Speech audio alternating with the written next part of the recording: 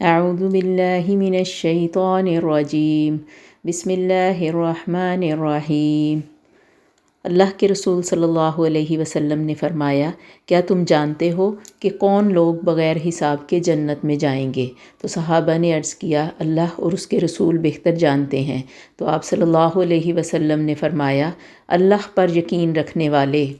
کسی کاہن اور نجومی سے بچنے والے، کیونکہ یہ کاہن اور نجومی کے بارے میں آپ صلی اللہ علیہ وسلم نے فرمایا کہ جو کسی نجومی کے پاس چلا جائے، کسی کاہن کے پاس جائے، یعنی اپنا ہاتھ اس کے سامنے پھیلا دے اپنی قسمت کے بارے میں پوچھنے کے لیے، تو 40 دن تک اس کی عبادت قبول نہیں ہوتی، اور اگر اس کی بات کی وہ تصدیق کر دے تو وہ شخص قرآن کا منکر بن گیا۔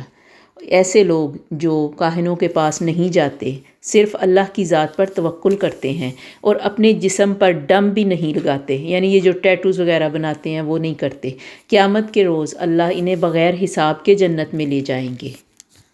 اور وہ شخص کہ جس کو دیکھ کر اللہ ذوالجلال مسکرا دیں، اس انسان کا بھی کوئی حساب و کتاب نہ ہوگا، تو وہ کون سا خوش نصیب شخص ہوگا جس کو اللہ رب العزت دیکھ کر مسکراتے ہیں؟ تو آپ نے فرمایا، وہ 3 خوش نصیب ہیں جن کو دیکھ کر اللہ سبحانہ و تعالیٰ مسکراتے ہیں، یعنی خوش ہوتے ہیں، انہیں پسند کرتے ہیں اور ان کا کوئی حساب نہ لیں گے۔ ان میں پہلا وہ شخص جو سفر کرتا ہے اور تھکاوٹ کے باوجود وہ رات کو اٹھتا ہے، یعنی تہجد کے قیام کے لیے اٹھتا ہے، تو اللہ تعالیٰ اس کو دیکھ کر مسکراتے ہیں اور اپنے فرشتوں کو کہتے ہیں، دیکھو میرے اس بندے کی طرف، یہ چاہتا تو سو جاتا، اس نے اپنی خواہشات کی قربانی دی، گواہ رہنا میں نے اسے معاف کر دیا، نہ صرف معاف کیا بلکہ بغیر حساب کے جنت میں داخل کر دیا۔ دوسرا وہ شخص جو اپنی جان کا نذرانہ اللہ کی راہ میں پیش کرتا ہے، یعنی شہید۔ اور تیسرا وہ شخص جو اپنے اوپر دوسروں کو ترجیح دیتا ہے،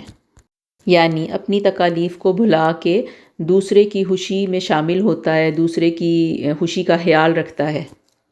اور پھر یہ بھی کہ زبان کی حفاظت کرنے والا۔ اس کے بارے میں آپ صلی اللہ علیہ وسلم نے فرمایا، کسی شخص کا ایمان سیدھا نہیں ہو سکتا کہ جب تک کہ اس کا دل درست نہ ہو، یعنی اس کا دل سیدھا نہ ہو، اور کسی شخص کا دل درست نہیں ہو سکتا کہ جب تک کہ اس کی زبان درست نہ ہو، یعنی زبان کی حفاظت کرنے والا بھی بغیر حساب کتاب کے جنت میں جائے گا۔ تو اللہ سبحانہ و تعالیٰ سے دعا کرنی چاہیے کہ اللہ تعالیٰ ہمارا شمار ان لوگوں میں کر دے اپنی رحمت کے ساتھ۔ وآخر دعوانا ان الحمد للہ رب العالمین۔